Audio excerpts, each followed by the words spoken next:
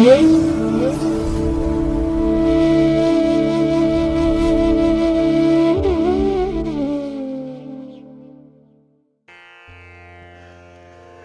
ಮಹಾಗಣಪತಿಯೇ ನಮಃ. ಶ್ರೀ ಗುರುಭ್ಯೋ ನಮಃ. ಹರಿ ಓಂ. ಸಿರಿಗನ್ನಡ ಸುದ್ದಿವಾಹಿನಿಯ ಸದಭಿಮಾನದ ಸಹೃದಯ ವೀಕ್ಷಕ ಮಹಾಶಯರೇ, ತಮಗೆಲ್ಲರಿಗೂ ಕೂಡ ಸಿರಿಗನ್ನಡ ಸುದ್ದಿವಾಹಿನಿಗೆ ಸ್ವಾಗತ. ದಯಾಮಯನಾದಂಥ ಭಗವಂತನ ಅನುಗ್ರಹ ತಮ್ಮೆಲ್ಲರಿಗೆ ಪ್ರಾಪ್ತಿಯಾಗಲಿ, ತಮ್ಮೆಲ್ಲರ ಜೀವನ ಆರೋಗ್ಯದಾಯಕವಾಗಿರಲಿ, ಸಂತೃಪ್ತಿದಾಯಕವಾಗಿರಲಿ ಎಂದು ಭಗವಂತನಲ್ಲಿ ಪ್ರಾರ್ಥನೆಯನ್ನು ಮಾಡ್ತಾ ಈ ದಿನದ ವಿಶೇಷ ಕಾರ್ಯಕ್ರಮವನ್ನು ನೋಡೋಣ. ಹಾಗೆ ದ್ವಾದಶ ರಾಶಿಯವರ ಗೋಚಾರ ಫಲಗಳು ಹೇಗಿವೆ ಅನ್ನೋದನ್ನು ಕೂಡ ತಿಳಿಯೋಣ ಬನ್ನಿ. ವೀಕ್ಷಕರೇ, ಈ ದಿನ ತಮ್ಮ ಹುಟ್ಟುಹಬ್ಬವನ್ನು ಆಚರಿಸ್ಕೊಳ್ತಾ ಇರುವಂಥ ತಮಗೆಲ್ಲರಿಗೂ ಕೂಡ ಹುಟ್ಟುಹಬ್ಬದ ಶುಭಾಶಯಗಳು. ಹಾಗೆ ಈ ದಿನಾಂಕದಂದು ವಿವಾಹವಾಗಿರುವಂಥ ದಂಪತಿಗಳಿಗೂ ಕೂಡ ವಿವಾಹ ವಾರ್ಷಿಕೋತ್ಸವದ ಶುಭಾಶಯಗಳನ್ನು ಹೇಳ್ತಾ ಭಗವಂತ ತಮಗೆಲ್ಲರಿಗೂ ಕೂಡ ಸಕಲ ಸನ್ಮಂಗಳಗಳನ್ನು ಕರುಣಿಸಲಿ ಅಂತ ಹೇಳಿ ಸಿರಿಗನ್ನಡ ಸುದ್ದಿವಾಹಿನಿಯ ಪರವಾಗಿ ಪ್ರಾರ್ಥಿಸುತ್ತೇನೆ. ಪ್ರೀತಿಯ ವೀಕ್ಷಕ ಬಂಧುಗಳೇ, ಈ ದಿನ 2025 ಮಾರ್ಚ್ ತಿಂಗಳ 27ನೇ ತಾರೀಕು ಬೃಹಸ್ಪತಿ ವಾಸರ, ಅಂದರೆ ಗುರುವಾರ. ಈ ಗುರುವಾರದ ನಿತ್ಯ ಪಂಚಾಂಗ ಫಲ ಹೇಗಿದೆ ನೋಡೋಣ ಬನ್ನಿ. ಶ್ರೀ ಕ್ರೋಧಿ ನಾಮ ಸಂವತ್ಸರೆ, ಉತ್ತರಾಯಣೆ, ಶಿಶಿರ ಋತು, ಪಾಲ್ಗುಣ ಮಾಸ, ಕೃಷ್ಣ ಪಕ್ಷದ ತ್ರಯೋದಶಿಯ ತಿಥಿ ಈ ದಿನ ಇದೆ. ಇದು ಈ ದಿನ ರಾತ್ರಿ 8:51 ಇರಲಿದೆ. ನಂತರ ಚತುರ್ದಶಿ ಆರಂಭ ಆಗುತ್ತೆ. ಈ ದಿನದ ನಕ್ಷತ್ರ ಶತಭಿಷ ನಕ್ಷತ್ರ. ಇದು ಈ ದಿನ ರಾತ್ರಿ 10:43 ಇರಲಿದೆ. ನಂತರ ಪೂರ್ವಭಾದ್ರ ನಕ್ಷತ್ರ ಆರಂಭ ಆಗುತ್ತೆ. ಈ ದಿನದ ಕರ್ಣ ಪೂರ್ವಕರ್ಣ ಗರಜ. ಇದು ಈ ದಿನ ಮಧ್ಯಾಹ್ನ 12:30 ಇರಲಿದೆ. ನಂತರ ಉತ್ತರ ಕರ್ಣ ವಣಿಜ ಆರಂಭ ಆಗುತ್ತೆ. ಈ ದಿನದ ಯೋಗ ಸಾಧ್ಯ ಯೋಗ. ಇದು ಈ ದಿನ ಬೆಳಿಗ್ಗೆ 9:24 ಇರಲಿದೆ. ನಂತರ ಶುಭ ಯೋಗ ಆರಂಭ ಆಗುತ್ತೆ. ಈ ದಿನ ದಿಕ್ಷೂಲೆ ಇರುವಂಥದ್ದು ದಕ್ಷಿಣ ದಿಕ್ಕಿಗೆ. ಇನ್ನು ಈ ದಿನ ಸೂರ್ಯ ಇರುವಂಥ ರಾಶಿ ಮೀನ, ಚಂದ್ರ ಇರುವಂಥ ರಾಶಿ ಕುಂಭ. ಹಾಗೆ ಈ ದಿನ ರಾಹುಕಾಲ ಇರುವಂಥ ಸಮಯ ಈ ದಿನ ಮಧ್ಯಾಹ್ನ 2 ಗಂಟೆಯಿಂದ ಮಧ್ಯಾಹ್ನ 3:31 ಗುಳಿಕ ಕಾಲ ಈ ದಿನ ಬೆಳಿಗ್ಗೆ 9:26 ಬೆಳಿಗ್ಗೆ 10:57 ಇನ್ನು ಯಮಗಂಡ ಕಾಲ ಈ ದಿನ ಬೆಳಿಗ್ಗೆ 6:23 ಬೆಳಿಗ್ಗೆ 7:55 ಇರಲಿದೆ. ಇನ್ನು ಈ ದಿನ ದುಷ್ಟ ಮುಹೂರ್ತ ಇರುವಂಥ ಸಮಯ ಈ ದಿನ ಬೆಳಿಗ್ಗೆ 10:23 ಬೆಳಿಗ್ಗೆ 11:13 ಹಾಗೆ ಅಪರಾಹ್ನ 3:19 ಅಪರಾಹ್ನ 4:08 ದುಷ್ಟ ಮುಹೂರ್ತ ಇರುವಂಥ ಸಮಯ. ಹಾಗಾಗಿ ಈ ಸಮಯದಲ್ಲಿ ಯಾವುದೇ ಪ್ರಯಾಣವನ್ನಾಗಲಿ ಯಾವುದೇ ಶುಭ ಕಾರ್ಯಗಳನ್ನಾಗಲಿ ಆರಂಭ ಮಾಡಬೇಡಿ. ಏಕೆಂದರೆ ನೀವು ಯಾವುದೇ ಕೆಲಸ ಕಾರ್ಯಗಳನ್ನು ಈ ದುಷ್ಟ ಮುಹೂರ್ತ ಇರುವಂಥ ಸಮಯದಲ್ಲಿ ಆರಂಭ ಮಾಡಿದರೆ ಅದರಿಂದ ಬರುವಂಥ ಫಲಿತಾಂಶಗಳು ಅಷ್ಟೊಂದು ಅನುಕೂಲಕರವಾಗಿ ಇರೋದಿಲ್ಲ. ಆದ್ದರಿಂದಲೇ ಈ ದುಷ್ಟ ಮುಹೂರ್ತವನ್ನು ಅವಾಯ್ಡ್ ಮಾಡುವಂಥದ್ದು ತುಂಬ ಉತ್ತಮ. ಇನ್ನು ಈ ದಿನ ಅಭಿಜಿತ್ ಮುಹೂರ್ತ ಇರುವಂಥ ಸಮಯ ಈ ದಿನ ಮಧ್ಯಾಹ್ನ 12:02 ಮಧ್ಯಾಹ್ನ 12:51 ಅಭಿಜಿತ್ ಮುಹೂರ್ತ ಇರುವಂಥ ಸಮಯ. ಇನ್ನು ಈ ದಿನ ವಿಶೇಷವಾಗಿ ಅಮೃತ ಕಾಲ ಇರುವಂಥ ಸಮಯ ಈ ದಿನ ಸಂಜೆ 6:14 ರಾತ್ರಿ 7:43 ಅಮೃತ ಕಾಲದ ಸಮಯ. ಇನ್ನು ಈ ದಿನ ಸೂರ್ಯೋದಯ ಆಗುವಂಥ ಸಮಯ ಈ ದಿನ ಪ್ರಾತಃ ಕಾಲ 6:20 ಸೂರ್ಯಾಸ್ತ ಸಂಜೆ 6:29. ಇನ್ನು ಈ ದಿನ ಚಂದ್ರನ ಬಲ ಇರುವಂಥ ರಾಶಿಗಳು ಅಂತ ಹೇಳಿದ್ರೆ ಮೇಷ, ವೃಷಭ, ಸಿಂಹ, ಕನ್ಯಾ, ಧನಸ್ಸು ಮತ್ತು ಕುಂಭ. ಈ 6 ರಾಶಿಯವರಿಗೆ ಗೋಚಾರದಲ್ಲಿ ಚಂದ್ರನಿಂದ ಶುಭ ಫಲಗಳ ಯೋಗ ಇರುತ್ತೆ.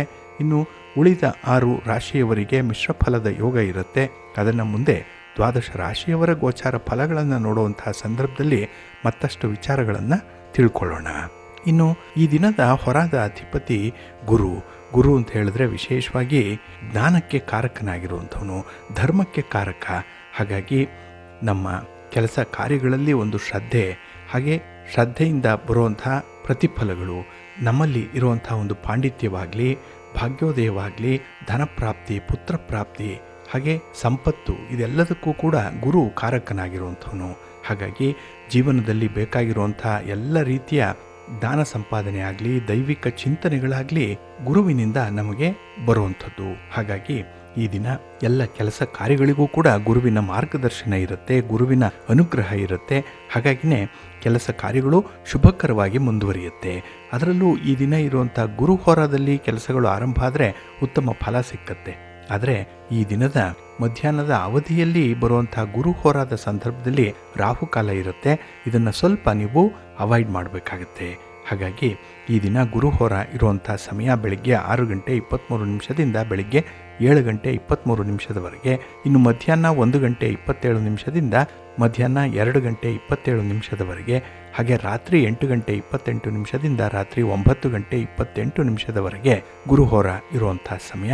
ಇದನ್ನು ನೀವು ನೋಡಿಕೊಂಡು ಅನುಸರಣೆ ಮಾಡಿ, ಒಳ್ಳೆಯದಾಗುತ್ತೆ. ಹಾಗೆ ಈ ದಿನ ಇರುವಂಥ ಶನಿ ಹೋರಾದಲ್ಲಿ ಕೆಲಸ ಕಾರ್ಯಗಳು ಆರಂಭ ಆದರೆ ಸ್ವಲ್ಪ ನಿಧಾನ ಆಗುತ್ತೆ. ಹಾಗಾಗಿನೇ ಕೆಲವೊಂದು ಪ್ರಮುಖವಾದಂತಹ ಕೆಲಸ ಕಾರ್ಯಗಳನ್ನು ಆದಷ್ಟು ಶನಿ ಹೋರಾದಲ್ಲಿ ಆರಂಭ ಮಾಡಬೇಡಿ. ಇದು ಈ ದಿನ ಬೆಳಗ್ಗೆ 5:23 ಬೆಳಗ್ಗೆ 6:23 ಇನ್ನು ಮಧ್ಯಾಹ್ನ 12:26 ಮಧ್ಯಾಹ್ನ 1:27 ಹಾಗೆ ರಾತ್ರಿ 7:29 ರಾತ್ರಿ 8:28 ಶನಿ ಹೋರ ಇರುವಂಥ ಸಮಯ. ಇದನ್ನು ಸ್ವಲ್ಪ ಅವಾಯ್ಡ್ ಮಾಡ್ಕೊಳ್ಳಿ, ಒಳ್ಳೆಯದಾಗುತ್ತೆ. ಹಾಗೆ ಬಂಧುಗಳೇ, ಈ ದಿನ ಇರುವಂಥ ಬುಧ ಹೋರ ಕೂಡ ಅಷ್ಟೊಂದು ಚೆನ್ನಾಗಿಲ್ಲ. ಅದರಲ್ಲೂ ವ್ಯಾಪಾರಿ ವರ್ಗದವರಿಗೆ ಬುಧ ಹೋರಾದಲ್ಲಿ ಯಾವುದೇ ಚಟುವಟಿಕೆಗಳನ್ನಾಗಲಿ ಯಾವುದೇ ಪ್ರಯಾಣವನ್ನಾಗಲಿ ಆರಂಭ ಮಾಡದೇ ಇರುವಂಥದ್ದು ಉತ್ತಮ.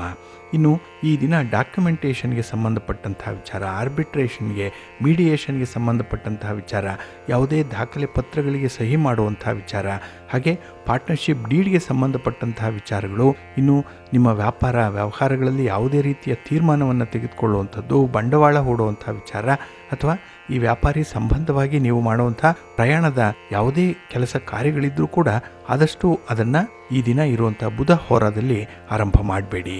ಇದು ಈ ದಿನ ಬೆಳಿಗ್ಗೆ 10:25 ಬೆಳಿಗ್ಗೆ 11:25 ಹಾಗೆ ಸಂಜೆ 5:29 ಸಂಜೆ 6:30 ಇನ್ನು ರಾತ್ರಿ 12:26 ರಾತ್ರಿ 1:25 ಬುಧ ಹೋರ ಇರುವಂಥ ಸಮಯ. ಇದನ್ನು ಸ್ವಲ್ಪ ಅವಾಯ್ಡ್ ಮಾಡ್ಕೊಳ್ಳಿ, ಒಳ್ಳೆಯದಾಗುತ್ತೆ. ಆದರೆ ಈ ದಿನ ಇರುವಂಥ ರವಿ ಹೋರ ತುಂಬ ಚೆನ್ನಾಗಿದೆ. ಅದರಲ್ಲೂ ರಾಜಕಾರಣಿಗಳಿಗೆ ಅತ್ಯುತ್ತಮವಾದಂತಹ ಸಮಯ ಈ ರವಿ ಹೋರ, ಹೈಲಿ ಫೇವರಬಲ್ ಆಗೇ ಇರುತ್ತೆ.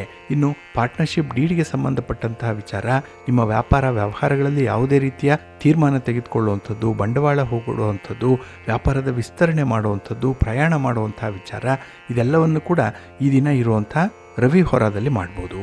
ಹಾಗೆ ಸರ್ಕಾರದ ಮಟ್ಟದಲ್ಲಿ ಆಗಬೇಕಾಗಿರುವಂಥ ಕೆಲಸ ಕಾರ್ಯಗಳಾಗಲಿ, ಸರ್ಕಾರದ ಅಧಿಕಾರಿಗಳನ್ನು ಭೇಟಿ ಮಾಡುವಂಥ ವಿಚಾರಗಳನ್ನಾಗಲಿ ಈ ದಿನ ಇರುವಂಥ ರವಿ ಹೋರಾದಲ್ಲಿ ಮಾಡಿ, ಒಳ್ಳೆಯ ಫಲ ನಿಮಗೆ ಸಿಕ್ಕತ್ತೆ. ಇದು ಈ ದಿನ ಬೆಳಿಗ್ಗೆ 8:24 ಬೆಳಿಗ್ಗೆ 9:24 ಹಾಗೆ ಅಪರಾಹ್ನ 3:28 ಅಪರಾಹ್ನ 4:28 ಇನ್ನು ರಾತ್ರಿ 10:27 ರಾತ್ರಿ 11:27 ರವಿ ಹೋರ ಇರುವಂಥ ಸಮಯ. ಇದನ್ನು ನೀವು ಅನುಸರಣೆ ಮಾಡ್ಬೋದು, ಒಳ್ಳೆಯದಾಗುತ್ತೆ. ಹಾಗೆ ಈ ದಿನ ಇರುವಂಥ ಶುಕ್ರ ಹೋರ ಕೂಡ ಬಹಳ ಚೆನ್ನಾಗಿದೆ. ಇದು ಕೂಡ ಫೇವರಬಲ್ ಆಗೇ ಇದೆ. ಅದರಲ್ಲೂ ಈ ವಿವಾಹಕ್ಕೆ ಸಂಬಂಧಪಟ್ಟಂತಹ ಯಾವುದೇ ಚಟುವಟಿಕೆಗಳನ್ನು ನೀವು ಈ ದಿನ ಇರುವಂಥ ಶುಕ್ರ ಹೋರಾದಲ್ಲಿ ಆರಂಭ ಮಾಡಿದ್ರೆ ಅತ್ಯುತ್ತಮವಾದಂಥ ಫಲಗಳು ನಿಮಗೆ ಸಿಕ್ಕತ್ತೆ. ಹಾಗೆ ಈ ವ್ಯಾಪಾರಕ್ಕೆ ಸಂಬಂಧಪಟ್ಟಂತಹ ಕೆಲವೊಂದು ಪ್ರಮುಖ ತೀರ್ಮಾನಗಳನ್ನು ಕೂಡ ನೀವು ಶುಕ್ರ ಹೋರಾದಲ್ಲಿ ತೆಗೆದುಕೊಳ್ಬೋದು. ಹಾಗೆ ರೇಷ್ಮೆ ವ್ಯಾಪಾರಿಗಳಿಗೆ, ಇಂಟೀರಿಯರ್ ಡಿಸೈನರ್ಸ್ಗೂ ಕೂಡ ಈ ದಿನ ಇರುವಂಥ ಶುಕ್ರ ಹೋರಾದಿಂದ ತುಂಬ ಲಾಭಾಂಶ ಇದೆ. ಹಾಗಾಗಿನೇ ಶುಕ್ರ ಹೋರ ಇರುವಂಥ ಸಮಯ ಬೆಳಿಗ್ಗೆ 9:24 ಬೆಳಿಗ್ಗೆ 10:25 ಇನ್ನು ಅಪರಾಹ್ನ 4:28 ಸಂಜೆ 5:29 ಹಾಗೆ ರಾತ್ರಿ 11:27 ರಾತ್ರಿ 12:26 ಶುಕ್ರ ಹೋರ ಇರುವಂಥ ಸಮಯ. ಇದನ್ನು ನೀವು ಆದಷ್ಟು ಅನುಸರಣೆ ಮಾಡ್ಕೊಳ್ಳಿ, ಒಳ್ಳೆಯದಾಗುತ್ತೆ. ಹಾಗಾಗಿ ಬಂಧುಗಳೇ, ನಿಮ್ಮ ಕೆಲಸ ಕಾರ್ಯಗಳನ್ನು, ನಿಮ್ಮ ಚಟುವಟಿಕೆಗಳನ್ನು ಒಳ್ಳೆಯ ಸಮಯದಲ್ಲಿ ಆರಂಭ ಮಾಡಿ. ಆಯಾ ದಿನದಲ್ಲಿ ಇರುವಂಥ ತಿಥಿ, ವಾರ, ನಕ್ಷತ್ರ, ಯೋಗ, ಕರ್ಣ ಯಾವ ಸಂದರ್ಭದಲ್ಲಿರುತ್ತೆ, ಯಾವ ಕೆಲಸಕ್ಕೆ ಯಾವ ಹೊರ ಉತ್ತಮವಾಗಿದೆ, ಇವೆಲ್ಲವನ್ನು ಕೂಡ ನೀವು ಪ್ರತಿನಿತ್ಯ ತಿಳ್ಕೊಂಡು ನಿಮ್ಮ ಚಟುವಟಿಕೆಗಳನ್ನು ಆರಂಭ ಮಾಡಬೇಕು. ಇದು ಬಹಳ ಮುಖ್ಯ. ಅದಕ್ಕಾಗಿಯೇ ಸಿರಿಗನ್ನಡ ಸುದ್ದಿವಾಹಿನಿ ಪ್ರತಿನಿತ್ಯ ಪ್ರಸಾರ ಮಾಡುವಂಥ ಈ ಪಂಚಾಂಗದ ವಿವರಗಳನ್ನು ಕೇಳಿಸ್ಕೊಳ್ಳಿ. ಇದರಲ್ಲಿ ನಿಮಗೆ ಎಲ್ಲ ಮಾಹಿತಿಗಳು ಕೂಡ ಸಿಕ್ಕತ್ತೆ. ಅದನ್ನು ನೀವು ಸಂದರ್ಭೋಚಿತವಾಗಿ ಅನುಸರಣೆ ಮಾಡೋದ್ರಿಂದ ನಿಮ್ಮ ಪ್ರಯತ್ನ ಸಫಲವಾಗುತ್ತೆ. ನೀವು ಅಂದುಕೊಂಡಂತಹ ಒಂದು ಫಲಿತಾಂಶವನ್ನು ಪಡ್ಕೊಳ್ಳಿಕ್ಕೆ ಇದರಿಂದ ಸಾಧ್ಯ ಆಗುತ್ತೆ, ಒಳ್ಳೆಯದಾಗುತ್ತೆ. ಬಂಧುಗಳೇ, ಈ ದಿನ ಬಹಳ ವಿಶೇಷವಾಗಿರುವಂತಹ ದಿನ. ಏಕೆಂದರೆ ಇದು ಕೃಷ್ಣ ಪಕ್ಷದ ತ್ರಯೋದಶಿಯ ತಿಥಿ ಇರುವಂತಹ ದಿನ. ಹಾಗಾಗಿ ಈ ದಿನದ ಸಂಜೆಯಲ್ಲಿ ಪ್ರದೋಷ ವ್ರತವನ್ನು ಆಚರಣೆ ಮಾಡುವಂಥದ್ದು ಇದೆ. ಇಲ್ಲಿ ಪ್ರದೋಷ ಅಂತ ಹೇಳಿದ್ರೆ ಇದೊಂದು ಸಂಸ್ಕೃತ ಪದ. ಇದು ಸೂರ್ಯಾಸ್ತದ ಒಂದು ಅವಧಿ ಹಿಂದೆ ಮತ್ತು ಸೂರ್ಯಾಸ್ತದ ಒಂದು ಅವಧಿ ಮುಂದೆ ಏನಿದೆ, ಈ ಒಂದು ಪವಿತ್ರತಮವಾದಂತಹ ಸಮಯದಲ್ಲಿ ಶಿವನನ್ನು ಆರಾಧನೆ ಮಾಡಬೇಕು ಅನ್ನುವಂಥದ್ದೇ ಈ ಪ್ರದೋಷ ವ್ರತದ ಮುಖ್ಯ ಉದ್ದೇಶವಾಗಿರುವಂಥದ್ದು. ಹಾಗಾಗಿ ಈ ಪವಿತ್ರ ದಿನದಂದು ಯಾರು ಉಪವಾಸವನ್ನು ಆಚರಣೆ ಮಾಡ್ತಾರೆ ಅಂಥವರು ತಾವು ಹಿಂದೆ ಮಾಡಿರುವಂಥ ತಪ್ಪುಗಳಿರಲಿ ಅಥವಾ ನಕಾರಾತ್ಮಕವಾದಂತಹ ಕರ್ಮಗಳ ಸಂಕೋಲೆಯಿಂದ ಮುಕ್ತರಾಗ್ತಾರೆ ಅನ್ನುವಂಥ ಒಂದು ನಂಬಿಕೆ ಇದೆ. ಈ ಹಿಂದಿನ ಬಂಧನಗಳಿಂದ, ಹಿಂದಿನ ದೋಷಗಳಿಂದ ಮುಕ್ತರಾಗಲಿಕ್ಕೆ ಇದು ಒಂದು ಅನನ್ಯವಾದಂತಹ ಅವಕಾಶ ಸಿಕ್ಕತ್ತೆ ಅನ್ನುವಂಥ ಒಂದು ವಿಚಾರ ಇದೆ. ಹಾಗಾಗಿನೇ ಈ ಪ್ರದೋಷದ ಸಮಯದಲ್ಲಿ ಶಿವನಿಗೆ ತಮ್ಮನ್ನು ತಾವು ಅರ್ಪಣೆ ಮಾಡಿಕೊಳ್ಳುವಂಥದ್ರ ಮೂಲಕ ತಮ್ಮ ಹಿಂದಿನ ಪಾಪಗಳಿಗೆ ಕ್ಷಮೆಯನ್ನು ಪಡೆಯಬಹುದು ಅನ್ನುವಂಥದ್ದು. ಜೊತೆಗೆ ಇಲ್ಲಿ ನಾವು ಮಾಡಿರುವಂಥ ತಪ್ಪುಗಳೇನಿದೆ, ದೋಷಗಳೇನಿದೆ, ಅದರಿಂದ ಮುಕ್ತಿಯನ್ನು ಪಡೆದು ಮತ್ತೊಮ್ಮೆ ಶುದ್ಧವಾದಂತಹ ಜೀವನವನ್ನು ಪುನರಾರಂಭ ಮಾಡಲಿಕ್ಕೆ ಈ ಪ್ರದೋಷ ವ್ರತ ಸಹಾಯ ಮಾಡುತ್ತೆ ಅನ್ನುವಂಥ ಒಂದು ಉಲ್ಲೇಖ ಇದೆ. ಹಾಗಾಗಿನೇ ಇದೊಂದು ಆಧ್ಯಾತ್ಮಿಕ ನವೀಕರಣದ ಹಂತ ಅಂತ ಹೇಳ್ತಾರೆ. ಇಲ್ಲಿ ಪ್ರದೋಷದ ದಿನದಂದು ಯಾರು ಉಪವಾಸವನ್ನು ಆಚರಣೆ ಮಾಡಿ ಪರಶಿವನನ್ನ ಆರಾಧನೆ ಮಾಡ್ತಾರೆ ಅಂಥವರಿಗೆ ಒಂದು ಪರಿವರ್ತಕ ಶಕ್ತಿಯನ್ನು ಪರಶಿವ ದಯಪಾಲಿಸ್ತಾನೆ ಅನ್ನುವಂಥದ್ದಿದೆ. ಹಾಗಾಗಿನೇ ಒಂದು ಉದ್ದೇಶಪೂರ್ವಕವಾದಂತಹ ಒಂದು ಜೀವನಕ್ಕೆ ಇದು ನಾಂದಿಯಾಗುತ್ತೆ ಅನ್ನುವಂಥ ವಿಚಾರ ಇದೆ. ಹಾಗಾಗಿನೇ ಈ ಪ್ರದೋಷ ವ್ರತದ ಒಂದು ಆಚರಣೆ ಅಂತ ಹೇಳಿದ್ರೆ ಅದು ಉಪವಾಸ ನಂತರ ಶಿವನ ಆರಾಧನೆ. ಹಾಗಾಗಿ ಈ ದಿನ ಕೆಲವರು ಶಿವನ ಮೇಲಿನ ಭಕ್ತಿಯನ್ನ ಪ್ರದರ್ಶನ ಮಾಡಲಿಕ್ಕಾಗಿ ನಿರ್ಜಲ ಉಪವಾಸವನ್ನ ಇರುವಂಥದ್ದಿದೆ. ಹಾಗೆ ಪ್ರದೋಷ ಸಮಯದಲ್ಲಿ ಬಿಲ್ವಪತ್ರೆಯಿಂದ ಶಿವನನ್ನ ಪೂಜಿಸುವಂಥದ್ದು, ಅದಕ್ಕೆ ಮೊದಲು ಶಿವನಿಗೆ ಪಂಚಾಮೃತ ಅಭಿಷೇಕವನ್ನ ಮಾಡುವಂಥದ್ದು ಕೂಡ ಇದೆ. ಒಟ್ಟಾರೆ ಇಲ್ಲಿ ಪವಿತ್ರ ನದಿಗಳಲ್ಲಿ ಸ್ನಾನ ಮಾಡಿ ಪ್ರದೋಷ ವ್ರತಕ್ಕೆ ಅಣಿಯಾಗುವಂಥ ಒಂದು ಮತ್ತೊಂದು ಪೂರ್ವ ಸಿದ್ಧತೆ ಕೂಡ ಇದೆ. ಒಟ್ಟಾರೆ ಈ ದಿನ ಶಿವಭಕ್ತರು ವಿಶೇಷವಾಗಿ ಮನೆಯಲ್ಲಾಗಲಿ ಅಥವಾ ದೇವಾಲಯದಲ್ಲಾಗಲಿ ಶಿವನನ್ನ ಪೂಜೆ ಮಾಡುವಂಥದ್ದು. ಅದಕ್ಕಾಗಿ ಶಿವನೊಂದಿಗೆ ನೇರವಾದಂತಹ ಒಂದು ಸಂಪರ್ಕವನ್ನು ಇಟ್ಕೊಳ್ಳಲಿಕ್ಕೆ ಈ ದಿನ ಶಿವ ಸ್ತೋತ್ರಗಳನ್ನು ಹೇಳುವಂಥದ್ದು, ಶಿವನ ಮಂತ್ರಗಳನ್ನು ಹೇಳುವಂಥದ್ದು, ಹಾಗೆ ರುದ್ರ, ಚಮಕ, ಸೂಕ್ತ, ಹಾಗೆ ಮಹಾಮೃತ್ಯುಂಜಯ ಮಂತ್ರ ಮುಂತಾದ ಪವಿತ್ರ ಮಂತ್ರಗಳನ್ನು ಪಠಣ ಮಾಡುವಂಥದ್ದು ಕೂಡ ಇದೆ. ಹಾಗೆ ಇಲ್ಲಿ ನೀರು, ಹಾಲು, ಜೇನುತುಪ್ಪ, ಎಳೆನೀರು ಇತ್ಯಾದಿ ಪವಿತ್ರತಮ ವಸ್ತುಗಳಿಂದ ಅಭಿಷೇಕವನ್ನು ಮಾಡುವಂಥದ್ದು ಈ ಪ್ರದೋಷ ಸಮಯದಲ್ಲಿ ಮಾಡಬೇಕಾಗಿರುವಂಥ ಮತ್ತೊಂದು ಪ್ರಮುಖವಾದಂತಹ ಕಾರ್ಯ. ಅಂತಿಮವಾಗಿ ಈ ದಿನ ಶಿವನನ್ನ ನಿಷ್ಠೆಯಿಂದ, ಪ್ರಾಮಾಣಿಕತೆಯಿಂದ ಪೂಜೆಯನ್ನು ಮಾಡುವಂಥದ್ದು, ಶಿವ ಸ್ಮರಣೆಯನ್ನು ಮಾಡುವಂಥದ್ದು, ಹಾಗೆ ಈ ಪ್ರದೋಷ ಸಮಯದಲ್ಲಿ ಶಿವಲಿಂಗದ ದರ್ಶನವನ್ನು ಮಾಡುವಂಥದ್ದು ಮಹಾ ಪುಣ್ಯದ ಕೆಲಸ ಅನ್ನುವಂಥ ಒಂದು ಉಲ್ಲೇಖ ಕೂಡ ಇದೆ. ಹಾಗಾಗಿನೇ ಈ ದಿನ ಬಿಳಿಯ ಹೂಗಳಿಂದ, ಬಿಲ್ವಪತ್ರೆಗಳಿಂದ ಶಿವನನ್ನ ಯಾರು ಪೂಜೆ ಮಾಡ್ತಾರೆ ಅವರು ಜನ್ಮಾಂತರಗಳಲ್ಲಿ ಮಾಡಿರುವಂತಹ ಪಾಪಗಳಿಂದ ಮುಕ್ತಿಯನ್ನು ಪಡ್ಕೊಳ್ತಾರೆ. ಮತ್ತೆ ಹೊಸ ಜೀವನವನ್ನು ಆರಂಭ ಮಾಡಲಿಕ್ಕೆ ಅವರಿಗೆ ಶಿವನ ಅನುಗ್ರಹ ಪ್ರಾಪ್ತಿಯಾಗುತ್ತೆ ಅನ್ನುವಂಥ ಒಂದು ಉಲ್ಲೇಖ ಇದೆ. ಹಾಗಾಗಿನೇ ಶಿವಪುರಾಣದಲ್ಲಿ ಬಹಳ ವಿಶೇಷವಾಗಿ ಈ ಪ್ರದೋಷ ವ್ರತದ ಬಗ್ಗೆ ತಿಳಿಸಿರೋದ್ರಿಂದ ಈ ದಿನ ಸಂಜೆ ತಾವು ಕೂಡ ಶಿವಾಲಯಕ್ಕೆ ಹೋಗಿ ಶಿವನ ದರ್ಶನ ಮಾಡಿ ಈ ಶಿವನ ಪೂಜಾ ವಿಧಿವಿಧಾನಗಳಲ್ಲಿ ನಿಮ್ಮ ಕೈಲಾದಂತಹ ತನು, ಮನ, ಧನಗಳನ್ನು ಅರ್ಪಣೆ ಮಾಡಿ ಶಿವನ ಕೃಪೆಗೆ ಪಾತ್ರರಾಗಬೇಕು. ಹಾಗೆ ಮಾಡಿರುವಂತಹ ಪಾಪಗಳಿಂದ ಮುಕ್ತಿಯನ್ನು ದಯಪಾಲಿಸು ಅಂತ ಹೇಳಿ ಪರಮೇಶ್ವರನನ್ನ ಪ್ರಾರ್ಥನೆ ಮಾಡಿಕೊಳ್ಬೇಕು. ಇದು ಬಹಳ ಮುಖ್ಯವಾಗಿ ಮಾಡಬೇಕಾಗಿರುವಂಥದ್ದು. ಇನ್ನು ಹಿಂದೂ ಧರ್ಮ ಗ್ರಂಥಗಳು ಈ ಪ್ರದೋಷ ವ್ರತದ ಅಪಾರ ಮಹತ್ವವನ್ನು ಕೊಂಡಾಡಿರುವಂಥದ್ದು ಇದೆ.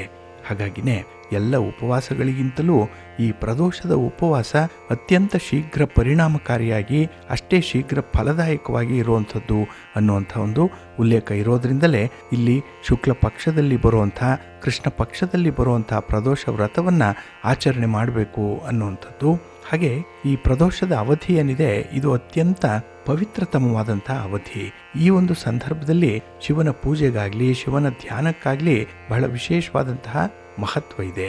ಹಾಗಾಗಿ ಬಂಧುಗಳೇ, ಈ ಪ್ರದೋಷ ಏನಿದೆ ಈ ಸಮಯದಲ್ಲಿ ಶಿವನ ಆರಾಧನೆಯ ಪ್ರಮುಖ ಕಾರ್ಯವನ್ನು ಮಾಡುವಂಥದ್ದು, ಇದರಿಂದ ತಮ್ಮ ಮನಸ್ಸು, ದೇಹ ಮತ್ತು ಆತ್ಮವನ್ನು ಶುದ್ಧೀಕರಿಸುವಂಥ ಒಂದು ಅದ್ಭುತ ಅವಕಾಶವನ್ನು ನೀಡುತ್ತೆ ಅನ್ನುವಂಥ ವಿಚಾರ. ಜೊತೆಗೆ ಈ ಪ್ರದೋಷ ಕಾಲದ ಸಮಯದಲ್ಲಿ ಯಾರು ವ್ರತವನ್ನು ಆಚರಿಸ್ತಾರೆ ಅಂಥವರಿಗೆ ಆಧ್ಯಾತ್ಮಿಕ ಬೆಳವಣಿಗೆಗೆ ಮತ್ತು ಭಗವಂತನ ಅನುಗ್ರಹವನ್ನು ಪಡ್ಕೊಳ್ಳಿಕ್ಕೆ ಸುಲಭವಾದ ಮಾರ್ಗೋಪಾಯ ಸಿಕ್ಕಂತಾಗುತ್ತೆ ಅನ್ನುವಂಥದ್ದು. ಹಾಗೆ ನಿಮ್ಮ ಈ ಒಂದು ವ್ರತದ ಉದ್ದೇಶ ಏನಿದೆ ಅದನ್ನು ಬಹಳ ಬೇಗ ಈಡೇರಿಸಿಕೊಳ್ಳಿಕ್ಕೆ ಇದು ಸಹಾಯಕವಾಗುತ್ತೆ ಅನ್ನುವಂಥ ವಿಚಾರಗಳೇನಿದೆ ಇದೆಲ್ಲವೂ ಕೂಡ ಈ ಪ್ರದೋಷ ಪೂಜೆಯಿಂದ ಸಂಪನ್ನವಾಗುತ್ತೆ. ಇನ್ನು ಈ ದಿನ ಅಂದರೆ ಗುರುವಾರದ ದಿನ ಬಂದಿರುವಂಥ ಈ ಪ್ರದೋಷದ ವೈಶಿಷ್ಟ್ಯತೆ ಏನು ಅಂತ ಹೇಳಿದ್ರೆ, ನಿಮಗೆ ಯಾವುದೇ ರೀತಿಯ ದೃಷ್ಟಿ ಬಾಧೆಗಳಿದ್ರೆ ಅಥವಾ ಯಾವುದೇ ದುಷ್ಟ ಶಕ್ತಿಗಳು ನಿಮ್ಮನ್ನ ಬಾಧಿಸ್ತಾ ಇದ್ರೆ, ಆ ಶಕ್ತಿಗಳಿಂದ ನಿಮಗೆ ಒಂದು ನಕಾರಾತ್ಮಕವಾದಂಥ ಫಲಿತಾಂಶಗಳು ಸಿಗ್ತಾ ಇದ್ರೆ ಅದರ ನಿವಾರಣೆಗೆ ಈ ದಿನ ಪ್ರದೋಷ ವ್ರತವನ್ನು ಆಚರಣೆ ಮಾಡಬೇಕು ಅನ್ನುವಂಥದ್ದಿದೆ. ಹಾಗಾಗಿ ಸ್ವತಃ ರುದ್ರದೇವರೇ ಮುಂದೆ ಬಂದು ನಿಮ್ಮ ಸಮಸ್ಯೆಗಳನ್ನು ನಿವಾರಣೆ ಮಾಡ್ತಾರೆ. ಯಾವುದೇ ದುಷ್ಟ ಶಕ್ತಿ ಅಟ್ಟಹಾಸ ಮೆರಿತಾ ಇದ್ರೂ ಕೂಡ ಅದರಿಂದ ನಿಮ್ಮ ಕೆಲಸ ಕಾರ್ಯಗಳು ವಿಳಂಬ ಆಗ್ತಾ ಇದ್ರು, ಹಾಗೆ ಯಾವುದೇ ರೀತಿಯ ಸಮಸ್ಯೆಗಳು ಕುಟುಂಬದಲ್ಲಿ ಇದ್ರೂ ಕೂಡ ಅದೆಲ್ಲದರ ನಿವಾರಣೆಗೆ ಈ ದಿನ ಕುಟುಂಬದಲ್ಲಿ ಯಾರಾದರೂ ಒಬ್ಬರಾದರೂ ಕೂಡ ಈ ವ್ರತವನ್ನು ಅನುಸರಣೆ ಮಾಡಬೇಕು ಅನ್ನುವಂಥದ್ದಿದೆ. ಹಾಗಾಗಿನೇ ಈ ದಿನ ಸಂಪ್ರದಾಯಬದ್ಧವಾಗಿ ಶಿವನ ಪೂಜೆಯನ್ನು ನೆರವೇರಿಸಿ ಈ ಪ್ರದೋಷ ವ್ರತವನ್ನು ಅನುಪಾಲನೆ ಮಾಡಿ ಖಂಡಿತ ಒಳ್ಳೆಯ ಫಲ ನಿಮ್ಮದಾಗತ್ತೆ. ಹಾಗೆ ಈ ಸಂಧ್ಯಾ ಕಾಲದಲ್ಲಿ ಅಂದರೆ ಈ ಗೋಧೂಳಿ ಸಮಯದಲ್ಲಿ ಶಿವನನ್ನು ಪ್ರಾರ್ಥನೆ ಮಾಡಿಕೊಂಡ್ರೆ ಆರೋಗ್ಯದ ಚೇತರಿಕೆ ಉಂಟಾಗುತ್ತೆ. ಅಂದರೆ ನೀವು ಯಾವುದೇ ರೀತಿಯ ಅನಾರೋಗ್ಯದಿಂದ ಬಳಲ್ತಾ ಇದ್ದರೆ ಅದರಿಂದ ನಿಮಗೆ ಒಂದು ರಿಲೀಫ್ ಅನ್ನುವಂಥದ್ದು ಸಿಕ್ಕತ್ತೆ. ಹಾಗಾಗಿನೇ ಮಹಾ ಮೃತ್ಯುಂಜಯ ಸ್ವರೂಪನಾದಂತಹ ಪರಮೇಶ್ವರನನ್ನು ಪ್ರಾರ್ಥನೆ ಮಾಡಿಕೊಂಡ್ರೆ ಅಪಮೃತ್ಯು ನಿವಾರಣೆಯಾಗುತ್ತೆ. ಜೊತೆಗೆ ಯಾವುದೇ ರೀತಿಯ ಅಪಘಾತಗಳಾಗಲಿ, ಅವಘಡಗಳಾಗಲಿ, ನಕಾರಾತ್ಮಕವಾದಂಥ ಪ್ರಭಾವಗಳಾಗಲಿ ನಮಗೆ ತಟ್ಟಲ್ಲ ಅನ್ನುವಂಥ ಒಂದು ನಂಬಿಕೆ ಇದೆ. ಆದ್ದರಿಂದಲೇ ಈ ಸಂಜೆಯ ಸಮಯದ ಶಿವಪೂಜೆ ಏನಿದೆ ಇದು ತುಂಬ ಪರಿಣಾಮಕಾರಿಯಾಗಿರುವಂಥದ್ದು, ಅಷ್ಟೇ ಪವರ್ಫುಲ್ ಆಗಿರುವಂಥದ್ದು.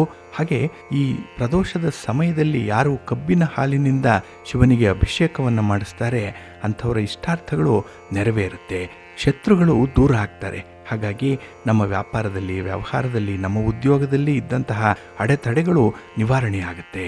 ಧನ ಪ್ರಾಪ್ತಿಯ ಜೊತೆಗೆ ನೆಮ್ಮದಿ ಪ್ರಾಪ್ತಿಯೂ ಕೂಡ ಆಗುತ್ತೆ ಅನ್ನುವಂಥದ್ದಿದೆ.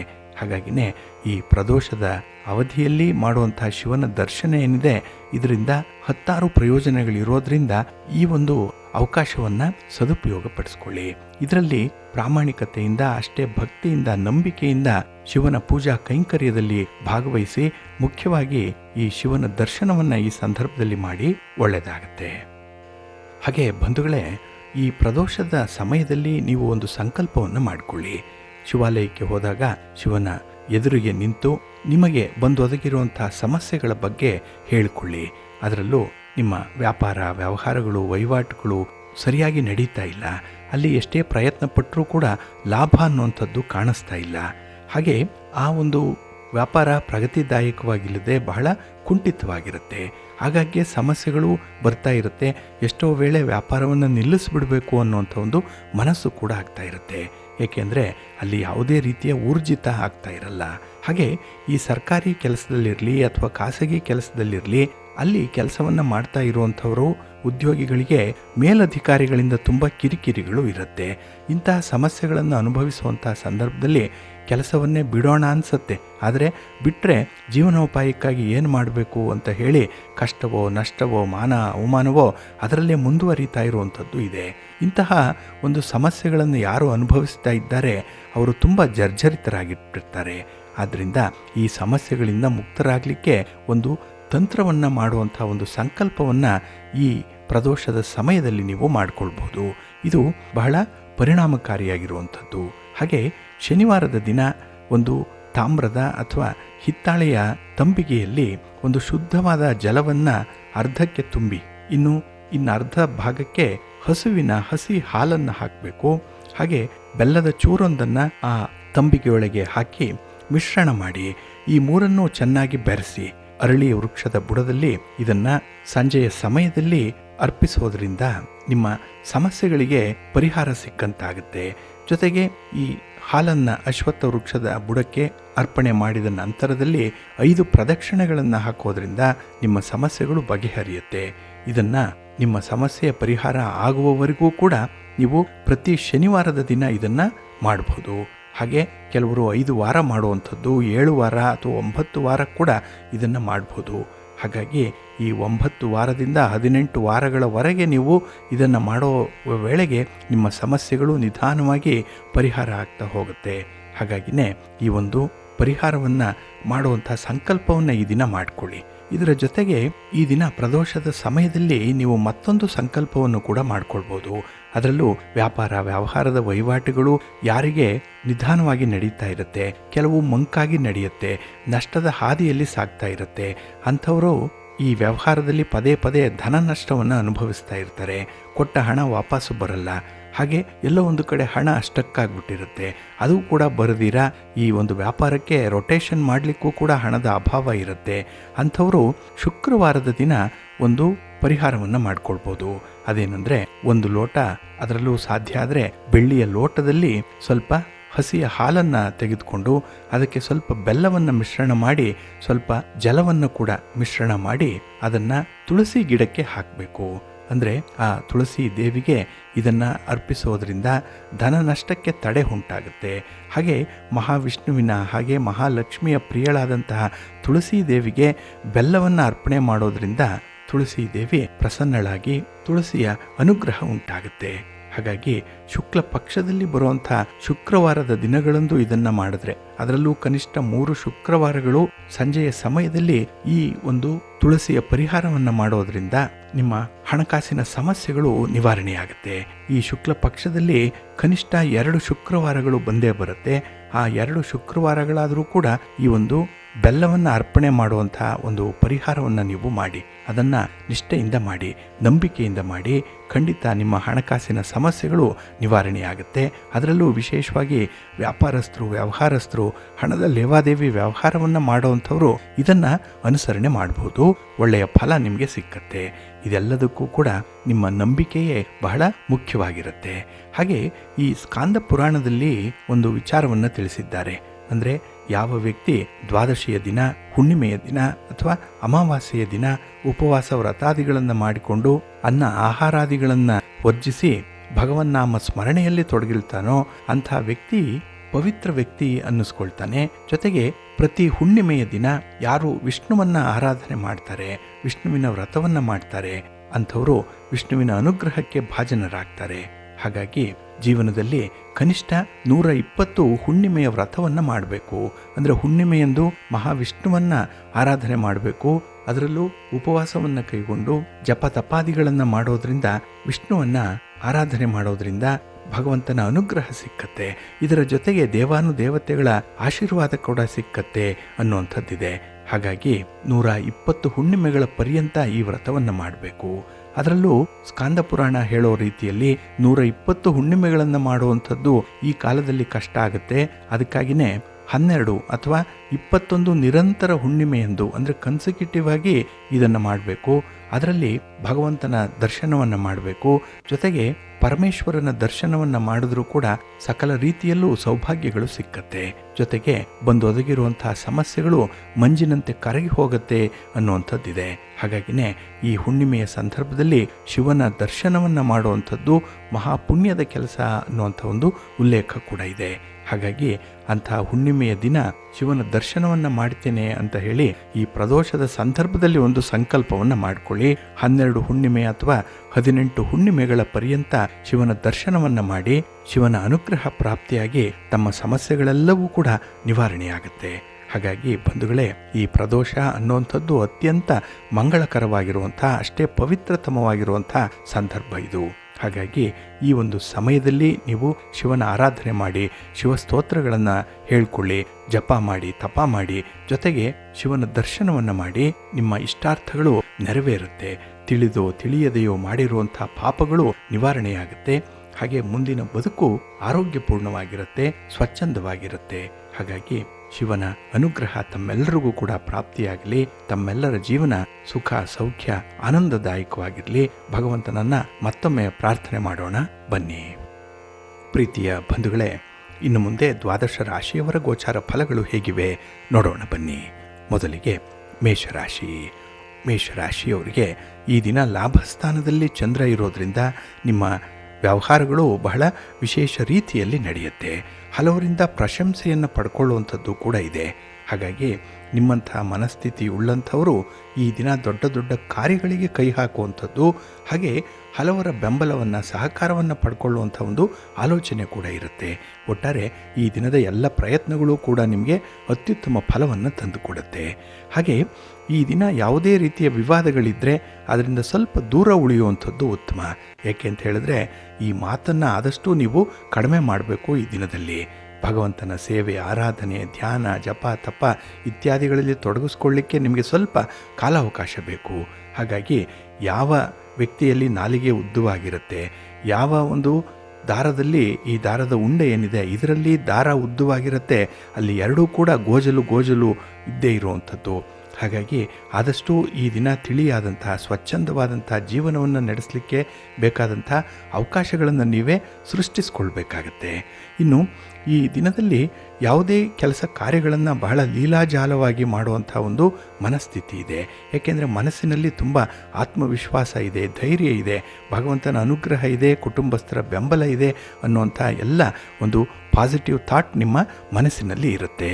ಹಾಗಾಗಿನೇ ಈ ದಿನ ನಿಮ್ಮ ಒಂದು ಕೆಲಸ ಕಾರ್ಯಗಳಲ್ಲಿ ಬೇರೆಯವರ ಸಹಕಾರದ ಸುರಿಮಳೆ ಇರುತ್ತೆ.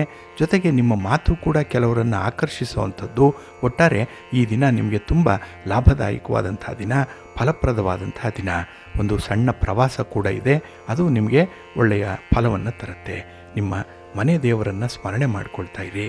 ನಿಮ್ಮ ನೆಚ್ಚಿನ ಗುರುಗಳ ಆಶೀರ್ವಾದವನ್ನು ಪಡ್ಕೊಳ್ಳಿ, ಗುರು ಸ್ತೋತ್ರ ಹೇಳ್ಕೊಳ್ಳಿ, ಗುರುಗಳ ದರ್ಶನ ಮಾಡ್ಕೊಳ್ಳಿ, ಒಳ್ಳೆಯದಾಗುತ್ತೆ. ನಿಮ್ಮ ಅದೃಷ್ಟದ ಬಣ್ಣ ಹಳದಿ, ಅದೃಷ್ಟದ ದಿಕ್ಕು ಪೂರ್ವ ದಿಕ್ಕು, ಅದೃಷ್ಟ ಸಂಖ್ಯೆ 1. ವೃಷಭರಾಶಿ. ವೃಷಭರಾಶಿಯವರಿಗೆ ಈ ದಿನ ಉದ್ಯೋಗ ಸ್ಥಾನದಲ್ಲಿ ಚಂದ್ರ ಇರುವಂಥ ದಿನ. 10ನೇ ಮನೆಯಲ್ಲಿ ಚಂದ್ರ ಅಂದರೆ ಈ ದಿನ ತುಂಬ ಮನಸ್ಸಿಗೆ ಸಂತೋಷ ಇರುವಂಥ ದಿನ. ಅದರಲ್ಲೂ ಈ ದಿನ ಜೀವನದಲ್ಲಿ ಒಂದು ದೊಡ್ಡ ಬದಲಾವಣೆ ಆಗುವಂಥ ದಿನ ಕೂಡ. ಇಷ್ಟು ದಿನ ನೀವು ಕನಸು ಕಾಣ್ತಾ ಇದ್ದಂತಹ ಒಂದು ವಿಚಾರ ನನಸಾಗುತ್ತೆ, ಮೆಟೀರಿಯಲೈಸ್ ಆಗುತ್ತೆ. ಹಾಗಾಗಿ ನಿಮ್ಮ ಪ್ರಯತ್ನ ಈ ದಿನಕ್ಕೆ ಒಂದು ಒಳ್ಳೆಯ ತಿರುವನ್ನು ಪಡ್ಕೊಳ್ಳುತ್ತೆ. ಹಾಗೆ ಕಷ್ಟಪಟ್ಟು ಮಾಡಿದಂತಹ ಕೆಲಸಕ್ಕೆ ಉತ್ತಮ ಪ್ರತಿಫಲ ಸಿಗ್ತಲ್ಲ ಅನ್ನುವಂಥ ಒಂದು ನೆಮ್ಮದಿ ಈ ದಿನ ನಿಮಗಿರುತ್ತೆ. ಹಾಗೆ ಈ ದಿನ ನಿಮ್ಮ ಯೋಗ್ಯತೆ, ನಿಮ್ಮ ಸಾಮರ್ಥ್ಯ, ನಿಮ್ಮ ಬುದ್ಧಿವಂತಿಕೆ ಇದನ್ನು ನಿಮ್ಮ ಸ್ವಂತದ ಪ್ರಯೋಜನಕ್ಕಾಗಿ ಬಳಸ್ಕೊಳ್ತೀರಿ. ಇದರಿಂದ ಪ್ರಗತಿ ಸಾಧ್ಯ ಇದೆ. ನಿಮ್ಮ ವ್ಯವಹಾರದ ವಹಿವಾಟುಗಳು ಕೂಡ ಲಾಭದಾಯಕವಾಗಿ ನಡೆಯುತ್ತೆ. ಹಾಗೆ ಈ ದಿನ ಪ್ರಯಾಣದ ಕಾಲದಲ್ಲಿ ಕೆಲವೊಂದು ಆಶ್ಚರ್ಯಕರ ಘಟನೆಗಳು ನಡೆಯುವಂಥದ್ದು ಇದೆ. ಅಪರಿಚಿತ ವ್ಯಕ್ತಿಗಳ ಪರಿಚಯ ಆಗುವಂಥದ್ದು. ಇದನ್ನು ನೀವು ನಿಮ್ಮ ಮುಂದಿನ ವ್ಯವಹಾರಕ್ಕೆ ಬೇಕಾದಂತೆ ಬಳಸ್ಕೊಳ್ಳಿಕ್ಕೆ ಒಳ್ಳೆಯ ಅವಕಾಶಗಳು ಸಿಕ್ಕುವಂಥದ್ದು ಇದೆ. ಒಟ್ಟಾರೆ ಈ ದಿನ ಎದುರಾಗುವಂಥ ಈ ವ್ಯಕ್ತಿಗಳ ಪರಿಚಯ ಇರ್ಬೋದು, ಅಥವಾ ವ್ಯಕ್ತಿಗಳಿಂದ ಉಂಟಾಗಿರುವಂಥ ಸಮಸ್ಯೆಗಳನ್ನು ಪರಿಹಾರ ಮಾಡಿಕೊಳ್ಳುವಂಥ ಪ್ರಯತ್ನಗಳಿರ್ಬೋದು, ನಿಮಗೆ ಒಂದು ಪಾಸಿಟಿವ್ ಆಗಿರುವಂಥ ರಿಸಲ್ಟನ್ನು ತರುತ್ತೆ. ಹಾಗೆ ಈ ದಿನ ನಿಮ್ಮ ಖರ್ಚು ವೆಚ್ಚಗಳ ಕಡೆಗೆ ಸ್ವಲ್ಪ ಗಮನ ಕೊಡಬೇಕು. ಹಣ ಇದೆ ಅಂತ ಹೇಳಿ ಖರ್ಚು ಮಾಡುವಂಥದ್ದಲ್ಲ. ಅದರಲ್ಲೂ ನಿಮ್ಮ ಮನಸ್ಸಿನ ಭಾವನೆಗಳನ್ನು ಬದಲಾವಣೆ ಮಾಡಿಕೊಳ್ಳಿಕ್ಕೆ ಸಹಕಾರಿಯಾಗಿರುವಂಥ ಈ ವೆಚ್ಚಗಳೇನಿದೆ ಅದನ್ನು ನೀವು ಸ್ವಲ್ಪ ನಿಯಂತ್ರಣ ಮಾಡಿಕೊಳ್ಬೇಕು. ಇನ್ನು ಈ ದಿನ ನಿಮ್ಮಲ್ಲಿರುವಂಥ ಒಂದು ಚೈತನ್ಯ, ನಿಮ್ಮ ಎನರ್ಜಿ ಬಹಳ ಅಸಾಧಾರಣವಾಗಿರುತ್ತೆ. ಹಾಗಾಗಿನೇ ಈ ದಿನ ಕೆಲವೊಂದು ಕೆಲಸ ಕಾರ್ಯಗಳನ್ನು ಧೈರ್ಯದಿಂದ ಮಾಡಬಲ್ಲೆ ಅಂತ ಹೇಳಿ ಜವಾಬ್ದಾರಿ ಹೊರುವಂಥ ಒಂದು ಸಂದರ್ಭ ಕೂಡ ಇದೆ. ಇದು ನಿಮ್ಮ ಸೆನ್ಸ್ ಆಫ್ ರೆಸ್ಪಾನ್ಸಿಬಿಲಿಟಿ ಎಷ್ಟು ದೊಡ್ಡದಾಗಿದೆ ಅನ್ನೋಂಥದ್ದನ್ನು ತಿಳಿಸುತ್ತೆ. ಒಟ್ಟಾರೆ ಈ ದಿನದ ಸ್ಥಿತಿಗತಿಗಳೇನಿದೆ ನಿಮಗೆ ತುಂಬ ಫೇವರಬಲ್ ಆಗೇ ಇರುತ್ತೆ. ನಿಮ್ಮ ಮನೆ ದೇವರನ್ನು ಸ್ಮರಣೆ ಮಾಡ್ತಾಯಿರಿ. ಹಾಗೆ ಭಕ್ತಿಯಿಂದ ಈ ದಿನ ವಿಷ್ಣು ಸ್ತೋತ್ರವನ್ನು ಹೇಳ್ಕೊಳ್ಳಿ, ವಿಷ್ಣು ಸಹಸ್ರನಾಮ ಹೇಳ್ಕೊಳ್ಳಿ, ಒಳ್ಳೆಯದಾಗುತ್ತೆ. ನಿಮ್ಮ ಅದೃಷ್ಟದ ಬಣ್ಣ ಗುಲಾಬಿ, ಅದೃಷ್ಟದ ದಿಕ್ಕು ಈಶಾನ್ಯ ದಿಕ್ಕು, ಅದೃಷ್ಟ ಸಂಖ್ಯೆ 1. ಮಿಥುನ ರಾಶಿ. ಮಿಥುನ ರಾಶಿಯವರಿಗೆ ಈ ದಿನ ಕೆಲವು ಕೆಲಸ ಕಾರ್ಯಗಳಲ್ಲಿ ಸ್ವಲ್ಪ ಶ್ರಮ ಪಡಬೇಕಾಗತ್ತೆ. ಏಕೆಂದರೆ ಕೆಲಸದ ಪೂರ್ವ ಸಿದ್ಧತೆಯ ಕೊರತೆ ಇದೆ, ಜೊತೆಗೆ ಒಂದು ಕ್ಲಾರಿಟಿ ಇಲ್ಲ, ಮುಂದಾಲೋಚನೆ ಇಲ್ಲ. ಹಾಗಾಗಿನೇ ಕೆಲಸಗಳನ್ನು ಕಷ್ಟಪಟ್ಟು ಆರಂಭ ಮಾಡಿದ್ರೂ ಕೂಡ ಮಧ್ಯದಲ್ಲಿ ಅದು ನಿಲ್ಲುವಂಥ ಸಾಧ್ಯತೆಗಳು ಜಾಸ್ತಿ ಇರುತ್ತೆ. ಹಾಗಾಗಿ ನಿಮ್ಮ ಶ್ರಮ ಸಾರ್ಥಕವಾಗಬೇಕು. ಎಲ್ಲೋ ಒಂದು ಕಡೆ ಇವತ್ತಲ್ಲ ನಾಳೆ ಫಲಿತಾಂಶ ಸಿಕ್ಕಲಿ, ಕೆಲಸ ನಿಧಾನ ಆದರೂ ಕೂಡ ಒಳ್ಳೆಯ ಫಲಿತಾಂಶ ಸಿಕ್ಕಲಿ ಅಂತ ಹೇಳಿ ಈ ದಿನ ಭಗವಂತನಲ್ಲಿ ನಂಬಿಕೆಯನ್ನು ಇಟ್ಟು ಕೆಲಸಗಳನ್ನು ಮುಂದುವರಿಸಿ. ಕೆಲಸಗಳನ್ನು ನೀವು ಅರ್ಧಕ್ಕೆ ನಿಲ್ಲಿಸುವಂಥದ್ದಾಗಲಿ ಅಥವಾ ಅದರಿಂದ ಹಿಂತೆಗೆಯುವಂಥದ್ದನ್ನಾಗಲಿ ಮಾಡಬೇಡಿ. ಇನ್ನು ಈ ದಿನ ನಿಮ್ಮಲ್ಲಿ ಒಳ್ಳೆಯ ಚೈತನ್ಯ ಇದೆ, ಒಳ್ಳೆಯ ಶಕ್ತಿ ಇದೆ, ಅಗಾಧವಾಗಿದೆ, ಬುದ್ಧಿವಂತಿಕೆ ಇದೆ, ಅನುಭವ ಇದೆ. ಆದರೆ ಅದನ್ನು ನಿಮ್ಮ ಸ್ನೇಹಿತರ ಒತ್ತಾಯಕ್ಕೆ ಎಲ್ಲೋ ಒಂದು ಕಡೆ ಅಂಡರ್ ಯುಟಿಲೈಸ್ ಆಗುವಂಥ ಸಾಧ್ಯತೆ ಇದೆ. ಅದನ್ನು ಸರಿಯಾಗಿ ಬಳಸ್ಕೊಳ್ತಾ ಇಲ್ಲ. ಹಾಗಾಗಿಯೇ ಈ ದಿನದಲ್ಲ ಆಗುವಂಥ ಪ್ರಯತ್ನಗಳಲ್ಲಿ ಅಷ್ಟೊಂದು ಪೂರ್ಣ ಫಲ ನಿಮಗೆ ಸಿಗ್ತಾ ಇಲ್ಲ. ಇನ್ನು ಈ ದಿನ ನಿಮ್ಮ ನಡತೆಯ ಬಗ್ಗೆ ಕೂಡ ಕೆಲವೊಂದು ಅನುಮಾನಗಳು ವ್ಯಕ್ತವಾಗುವಂಥದ್ದು ಕೂಡ ಇದೆ. ಹಾಗಾಗಿ ನಿಮ್ಮ ಸಹೋದ್ಯೋಗಿಗಳಾಗಲಿ ಕುಟುಂಬಸ್ಥರಾಗಲಿ ಈ ದಿನ ನಿಮ್ಮ ಮಾತಿನಲ್ಲೂ ಕೂಡ ಕೆಲವೊಂದು ದೋಷಗಳನ್ನು ಹುಡುಕ್ತಾರೆ. ಹಾಗಾಗಿ ಮಾತಿನಲ್ಲಿ ಅಥವಾ ನಿಮ್ಮ ಒಂದು ಕಮಿಟ್ಮೆಂಟಲ್ಲಿ ಎಲ್ಲೂ ಕೂಡ ಲೋಪ ಆಗಬಾರ್ದು. ಆ ರೀತಿ ನಡ್ಕೊಳ್ಳುವಂಥದ್ದು ತುಂಬ ಉತ್ತಮ. ಇನ್ನು ಈ ದಿನ ನಿಮ್ಮ ಸ್ವಂತ ಆರೋಗ್ಯದ ಕಡೆ ಸ್ವಲ್ಪ ಗಮನ ಕೊಡಬೇಕಾಗತ್ತೆ. ಹಾಗೆ ಈ ದಿನದಲ್ಲಿ ಗ್ರಹಸ್ಥಾನಗಳು ನಿಮಗೆ ಅಷ್ಟೊಂದು ಅನುಕೂಲಕರವಾಗಿಲ್ಲ. ಹಾಗಾಗಿಯೇ ದೊಡ್ಡ ದೊಡ್ಡ ಕಮಿಟ್ಮೆಂಟ್ಗಳಿಗೆ ಕೈ ಹಾಕಬೇಡಿ. ದೂರದ ಪ್ರಯಾಣದ ಸಂದರ್ಭದಲ್ಲಿ ಸ್ವಲ್ಪ ಎಚ್ಚರಿಕೆಯಿಂದ ಇರಿ. ಅದರಲ್ಲೂ ಸ್ತ್ರೀ ವರ್ಗದವರಿಂದ ಈ ದಿನ ಸ್ವಲ್ಪ ಅನಾಹುತಗಳು ಅವಘಡಗಳು ಆಗಬಹುದು. ಹಾಗಾಗಿ ನಿಮ್ಮ ಮಾತಿನಲ್ಲಿ ಸ್ವಲ್ಪ ಜಾಗ್ರತೆ ಇರಲಿ. ಈ ದಿನ ದುರ್ಗಾ ಸ್ತುತಿಯನ್ನು ಮಾಡಿ, ಅಮ್ಮನವರ ದರ್ಶನ ಮಾಡಿ, ಯಾವುದಾದ್ರೂ ಒಂದು ಶಕ್ತಿ ದೇವತೆಯ ದೇವಸ್ಥಾನಕ್ಕೆ ಹೋಗಿ ಬನ್ನಿ, ಸೇವೆ ಮಾಡಿ, ಒಳ್ಳೆಯದಾಗತ್ತೆ. ನಿಮ್ಮ ಅದೃಷ್ಟದ ಬಣ್ಣ ಕೆಂಪು, ಅದೃಷ್ಟದ ದಿಕ್ಕು ಪೂರ್ವ ದಿಕ್ಕು, ಅದೃಷ್ಟ ಸಂಖ್ಯೆ 4. ಕರ್ಕಾಟಕ ರಾಶಿ. ಕರ್ಕಾಟಕ ರಾಶಿಯವರಿಗೆ ಈ ದಿನ ನಿಮ್ಮ ರಾಶಿಯ ಅಧಿಪತಿಯಾದಂತಹ ಚಂದ್ರ ಅಷ್ಟಮದಲ್ಲಿದ್ದಾನೆ. ಇಲ್ಲಿ ಈ ನಿಮ್ಮ ಬುದ್ಧಿಮತ್ತೆಗಾಗಲಿ ನಿಮ್ಮ ಅನುಭವಕ್ಕಾಗಲಿ ಎಲ್ಲೋ ಒಂದು ಕಡೆ ಮಂಕು ಕವಿದಂತಹ ವಾತಾವರಣ ಇರುತ್ತೆ. ಎಲ್ಲ ಕಡೆ ನೀವು ಸೈ ಅನ್ಸ್ಕೊಂಡಿದ್ದೀರಿ. ಆದರೆ ಯಾವುದೋ ಒಂದು ಸಣ್ಣ ಕೆಲಸದಲ್ಲಿ ನಿಮ್ಮ ಸಣ್ಣತನವನ್ನು ತೋರಿಸುವಂಥದ್ದಿದೆ. ಇದರಿಂದ ನಿಮ್ಮ ಗೌರವಕ್ಕೆ ಚ್ಯುತಿ ಉಂಟಾಗುವಂಥ ಸಾಧ್ಯತೆ ಇದೆ. ವ್ಯಾಪಾರ ವ್ಯವಹಾರಗಳಲ್ಲಿ ಇಲ್ಲಿ ಹಿನ್ನಡೆ, ಇಲ್ಲಿ ನಷ್ಟ ಉಂಟಾಗುವಂಥದ್ದು. ಹಾಗಾಗಿ ಈ ದಿನ ನೀವು ಎಷ್ಟೇ ಪ್ರಯತ್ನ ಪಡಿ, ಎಷ್ಟೇ ಕೇರ್ಫುಲ್ಲಾಗಿರಿ, ಏನೋ ಒಂದು ಸಣ್ಣ ಅವಘಡ ಅನ್ನುವಂಥದ್ದು ಹಾಗೇ ಆಗುತ್ತೆ. ಅದನ್ನು ತೀವ್ರವಾಗಿ ಮನಸ್ಸಿಗೆ ಹಚ್ಕೊಳ್ಬೇಡಿ. ಇವತ್ತಿನ ನಷ್ಟವನ್ನು ನಾಳೆಗೆ ಭರಿಸಲಿಕ್ಕೆ ಸಾಧ್ಯ ಇದೆ. ಆದರೆ ಈ ದಿನ ನಿಮ್ಮ ಆತ್ಮವಿಶ್ವಾಸ ಮಾತ್ರ ಹೆಚ್ಚಿನ ಪ್ರಮಾಣದಲ್ಲೇ ಇರಬೇಕಾಗತ್ತೆ. ಹಾಗೆ ಈ ದಿನದ ವ್ಯವಹಾರಗಳಲ್ಲಿ ದೇವರ ಕೃಪೆಯಿಂದ ನಿಮಗೆ ಹಲವರ ಸಹಾಯ ಸಹಕಾರಗಳು ಸಿಕ್ಕತ್ತೆ. ಆದರೆ ಸಮಯಕ್ಕೆ ಸರಿಯಾಗಿ ಅದನ್ನು ಬಳಸ್ಕೊಳ್ಬೇಕು. ಅಂತಹ ಒಂದು ಸನ್ನಿವೇಶವನ್ನು ನೀವು ಎನ್ಕ್ಯಾಶ್ ಮಾಡಿಕೊಳ್ಬೇಕು. ಅಷ್ಟರ ಮಟ್ಟಿಗೆ ನೀವು ಸ್ವಲ್ಪ ಸೂಕ್ಷ್ಮ ಬುದ್ಧಿಯವರಾಗಿ ಇರಬೇಕಾಗತ್ತೆ. ಇನ್ನು ವ್ಯವಹಾರ ಮಾಡುವಂಥ ಸಂದರ್ಭದಲ್ಲಿ ಈ ಪಾಲುದಾರರ ಜೊತೆಯಲ್ಲಿ ಸ್ವಲ್ಪ ಗಮನ ಇಟ್ಟು ನಿಮ್ಮ ವ್ಯವಹಾರಗಳನ್ನು ಮುಂದುವರಿಸಬೇಕು. ಜೊತೆಗೆ ಈ ದಿನದಲ್ಲಿ ನಿಮ್ಮ ಕಾರ್ಯಶೀಲತೆ ಎಷ್ಟಿದೆ, ನಿಮ್ಮ ಕಮಿಟ್ಮೆಂಟ್ ಎಷ್ಟಿದೆ ಅನ್ನುವಂಥದ್ದು ಕೆಲವರಿಂದ ಗುರುತಿಸಲ್ಪಡುತ್ತೆ. ಕೆಲವರು ನಿಮ್ಮನ್ನೇ ಅಬ್ಸರ್ವೇಷನ್ನಲ್ಲಿ ಇಟ್ಟಿರ್ತಾರೆ. ಹಾಗಾಗಿ 10 ಕಣ್ಣುಗಳು ನಿಮ್ಮನ್ನೇ ನೋಡ್ತಾ ಇರುತ್ತೆ. ಸ್ವಲ್ಪ ಎಚ್ಚರಿಕೆಯಿಂದನೇ ಮುಂದುವರಿಬೇಕಾಗತ್ತೆ ಈ ದಿನದಲ್ಲಿ.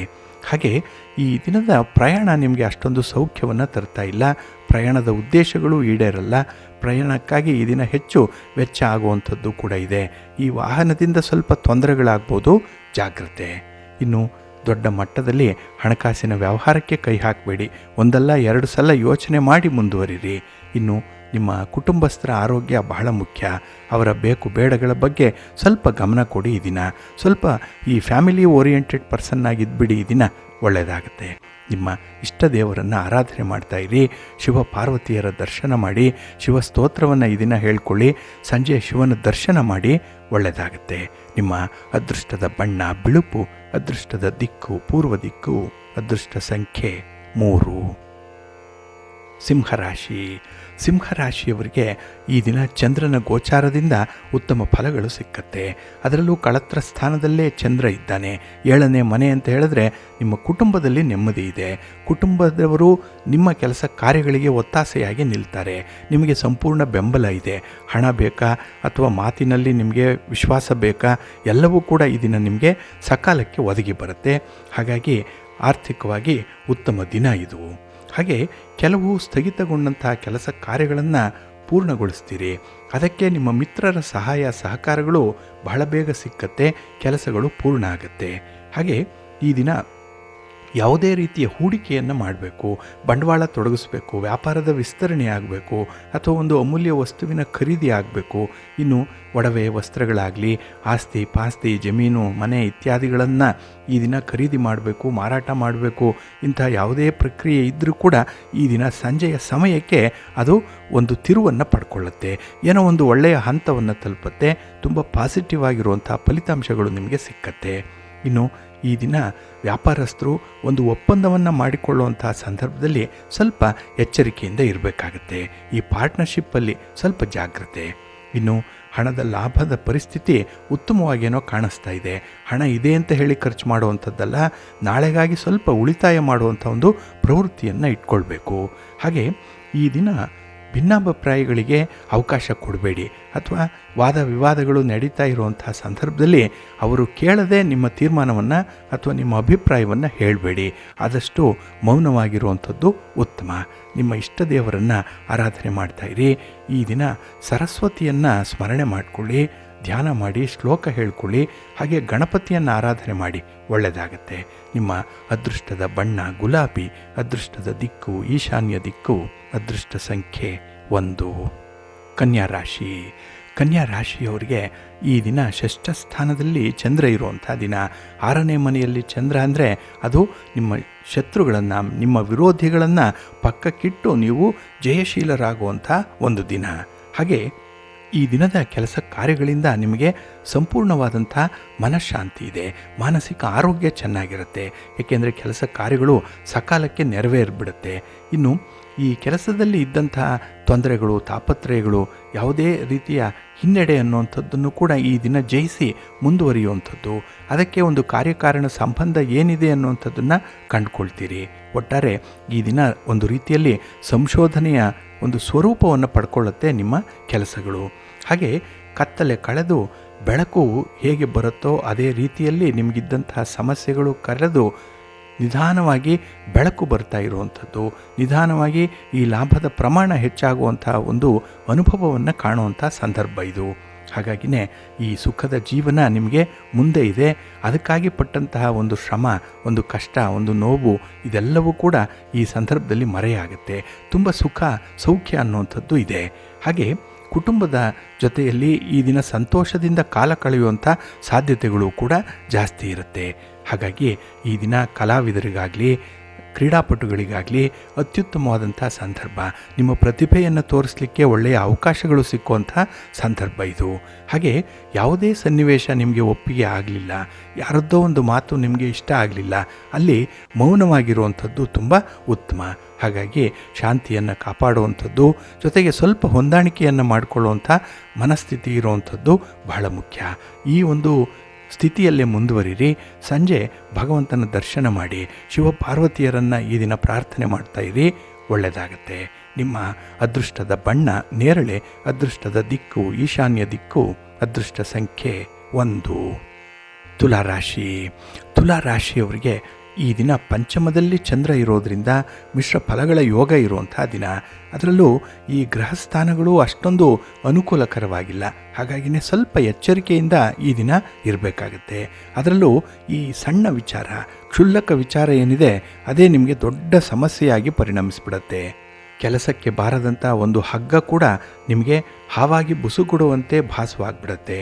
ಹಾಗೆ ನೀವು ಯಾರನ್ನ ತಿರಸ್ಕಾರ ಮಾಡಿದ್ದೀರಿ, ಯಾರು ಅಪ್ರಯೋಜಕರು ಅಂದ್ಕೊಂಡಿದ್ದೀರೋ ಅಂಥ ವ್ಯಕ್ತಿಯೇ ಈ ದಿನ ನಿಮ್ಮ ಎದುರು ನಿಲ್ಲುವಂಥ ಒಂದು ದಾಷ್ಟಿಕವನ್ನು ತೋರಿಸುವಂಥದ್ದು ಕೂಡ ಇರುತ್ತೆ.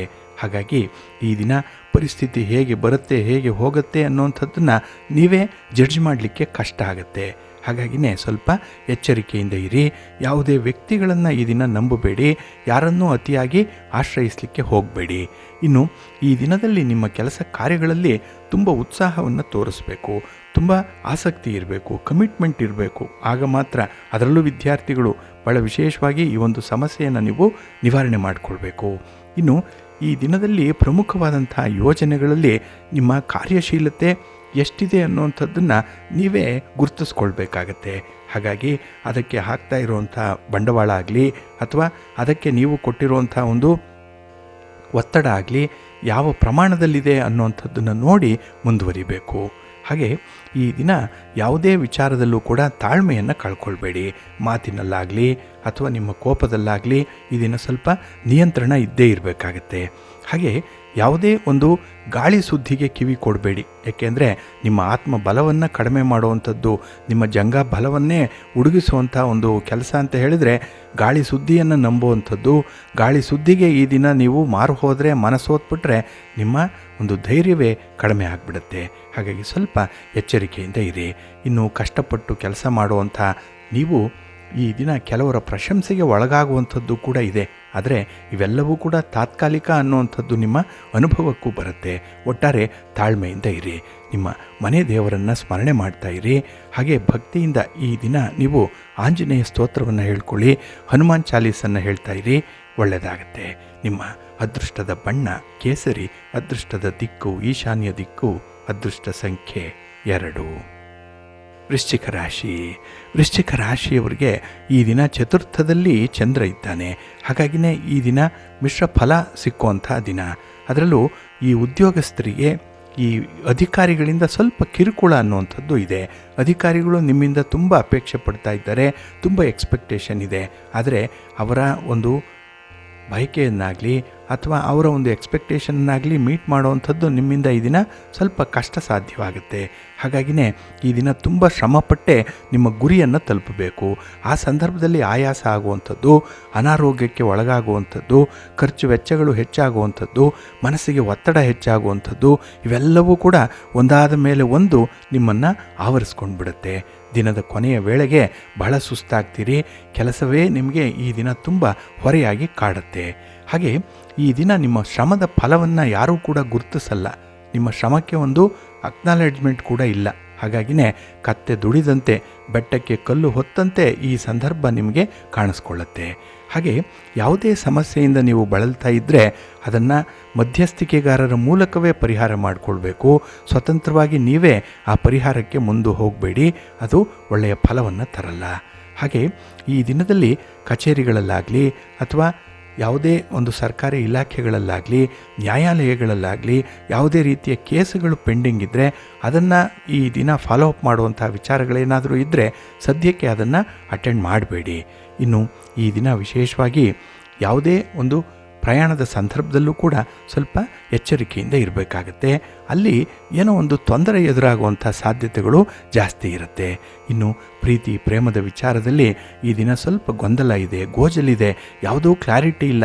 ಹಾಗಾಗಿನೇ ಬೇರೆಯವರಿಂದ ವಿಚಾರಗಳನ್ನು ಗ್ರಹಿಸಿಕೊಳ್ಳಿ. ಅದಕ್ಕಾಗಿಯೇ ಸ್ವಲ್ಪ ಚೆನ್ನಾಗಿ ಕೇಳಿಸ್ಕೊಳ್ಬೇಕು, ನಂತರ ಮಾತಾಡಬೇಕು. ಹಾಗಾಗಿನೇ ಈ ದಿನ ಸ್ವಲ್ಪ ಪ್ರಾಕ್ಟಿಕಲ್ ಆಗಿರುವಂಥ ಪ್ರಯತ್ನ ಮಾಡಿ, ಒಳ್ಳೆಯದಾಗುತ್ತೆ. ನಿಮ್ಮ ಮನೆ ದೇವರನ್ನು ಸ್ಮರಣೆ ಮಾಡ್ತಾ ಇರಿ. ಶ್ರೀರಾಮ ರಕ್ಷಾ ಸ್ತೋತ್ರವನ್ನು ಹೇಳ್ಕೊಳ್ಳಿ, ರಾಮನಾಮ ಜಪ ಮಾಡಿ ಈ ದಿನ ಒಳ್ಳೆಯದಾಗುತ್ತೆ. ಹಾಗೆ ಸಂಜೆ ಶಿವನ ಪರಿವಾರ ದೇವತೆಗಳನ್ನು ಪ್ರಾರ್ಥನೆ ಮಾಡಿಕೊಳ್ಳಿ, ಒಳ್ಳೆಯ ಫಲ ನಿಮ್ಮದಾಗಲಿ.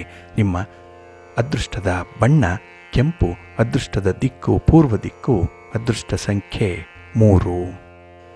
ಧನುರಾಶಿ. ಧನುರಾಶಿಯವರಿಗೆ ಈ ದಿನ ತೃತೀಯದಲ್ಲಿ ಚಂದ್ರ ಇದ್ದಾನೆ. ಇದು ಕೀರ್ತಿ ಸ್ಥಾನ. ಹಾಗಾಗಿ ಈ ದಿನ ನಿಮಗೆ ಯಶಸ್ವಿ ದಿನ.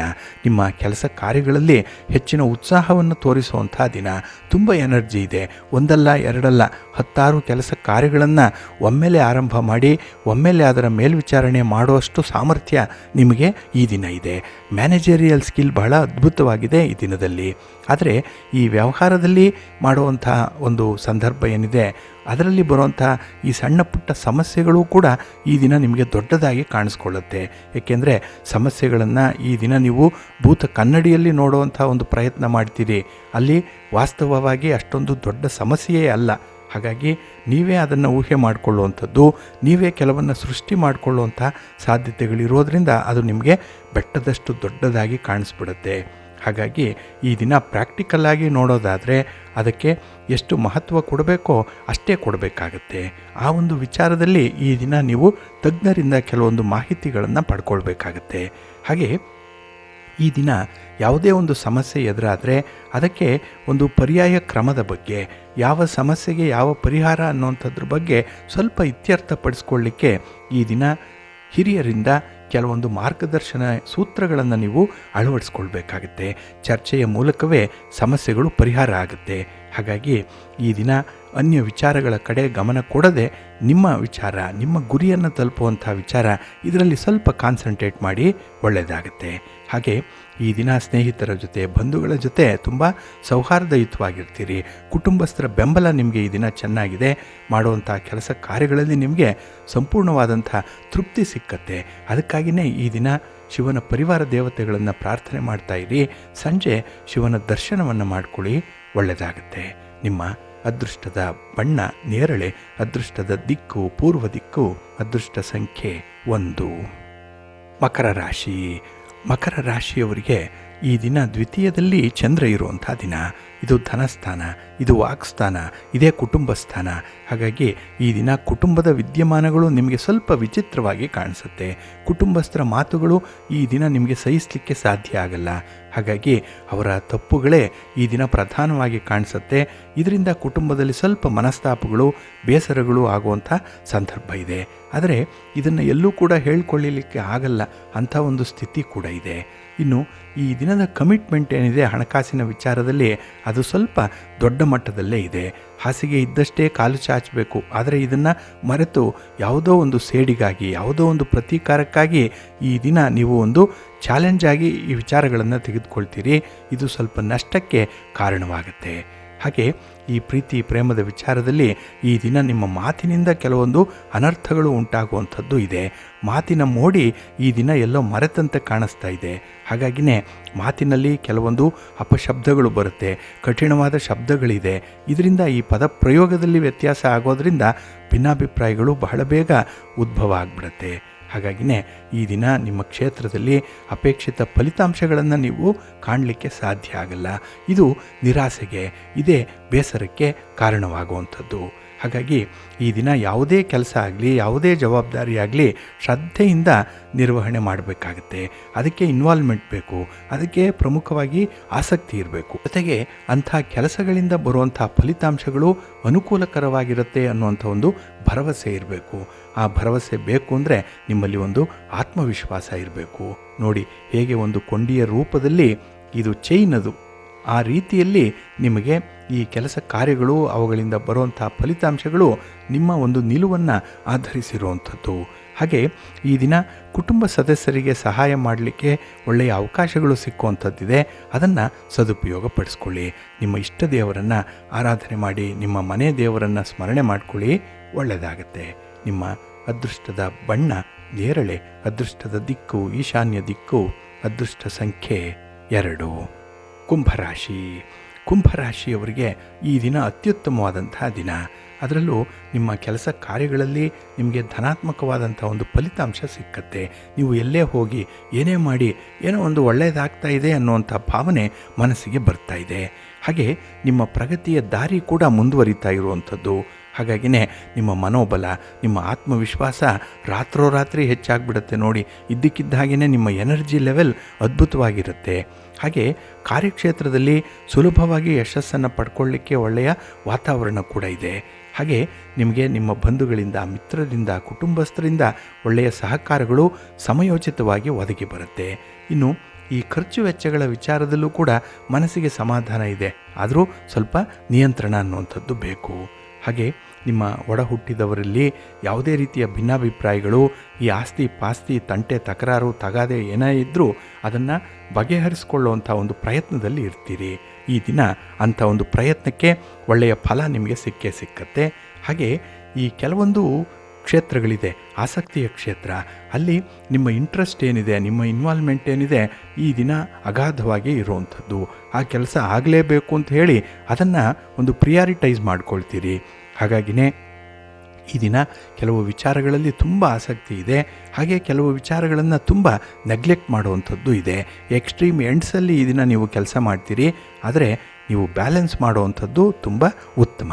ಹಾಗೆ ಈ ದಿನ ಕೆಲಸದ ಸ್ಥಳದಲ್ಲಿ ಹಿರಿಯರು ನೀಡುವಂಥ ಕೆಲವು ಸಲಹೆಗಳನ್ನು ಗೌರವದಿಂದ ಸ್ವೀಕರಿಸ್ತೀರಿ. ಇದು ನಿಮ್ಮ ದೊಡ್ಡ ಗುಣ.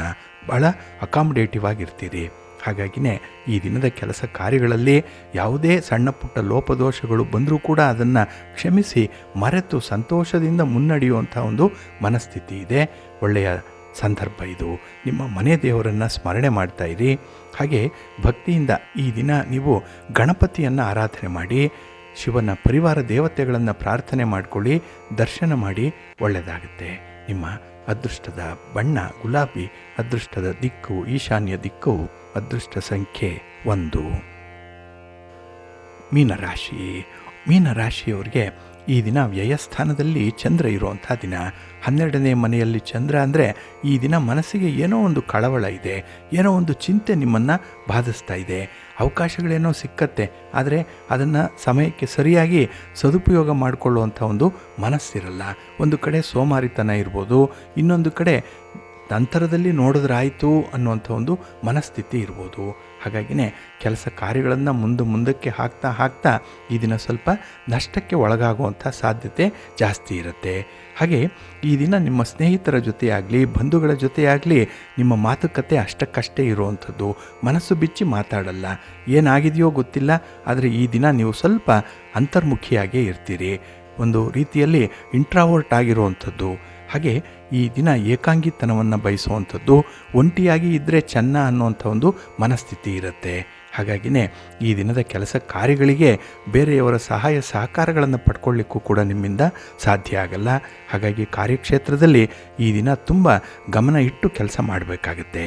ಹಾಗೆ ಈ ದಿನ ಸ್ವಲ್ಪ ಅಧ್ಯಯನಶೀಲರಾಗಿ ಇರಬೇಕು. ಪರಿಸ್ಥಿತಿಯನ್ನು ನೀವು ಸ್ಟಡಿ ಮಾಡಬೇಕು.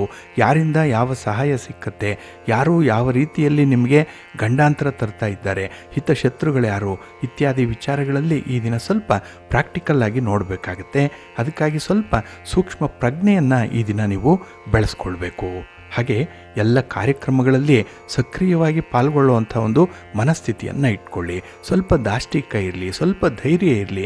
ಹಾಗೆ ಹೊಂದಾಣಿಕೆಯ ಮೂಲಕವೇ ಈ ಜಗತ್ತಿನಲ್ಲಿ, ಈ ಸಮಾಜದಲ್ಲಿ ಏನಾದರೂ ಸಾಧನೆ ಮಾಡಲಿಕ್ಕೆ ಸಾಧ್ಯ ಅನ್ನುವಂಥ ಒಂದು ಪ್ರಾಕ್ಟಿಕಲ್ ನಾಲೆಡ್ಜನ್ನು ಈ ದಿನ ನೀವು ಅಳವಡಿಸ್ಕೊಳ್ಬೇಕಾಗತ್ತೆ. ಈ ದಿನ ಎಲ್ಲವೂ ಕೂಡ ಮೌನವಾಗಿ ಅಬ್ಸರ್ವ್ ಮಾಡುವಂಥ ದಿನ ಇದು. ಹಾಗಾಗಿ ಕೆಲವೊಂದು ವಿಚಾರಗಳನ್ನು ಗ್ರಹಿಸ್ಕೊಳ್ಳಿ, ತಿಳ್ಕೊಳ್ಳಿ, ಜ್ಞಾನ ಸಂಪಾದನೆ ಮಾಡಿಕೊಳ್ಳಿ. ನಾಳೆಯ ದಿನ ಅದಕ್ಕೆ ಬೇಕಾದಂಥ ಒಂದು ಪೂರಕ ವಾತಾವರಣದಲ್ಲಿ ಕೆಲಸಗಳನ್ನು ಆರಂಭ ಮಾಡಿಕೊಳ್ಳಿ, ಒಳ್ಳೆಯದಾಗತ್ತೆ. ಮೌನವಾಗಿರುವಂಥದ್ದು ಸೋಲಲ್ಲ, ಬದಲಾಗಿ ಪರಿಸ್ಥಿತಿಯನ್ನು ಅವಲೋಕನ ಮಾಡಿಕೊಳ್ಳುವಂಥ ಒಂದು ಪೂರ್ವ ಸಿದ್ಧತಾ ಹಂತ ಇದು.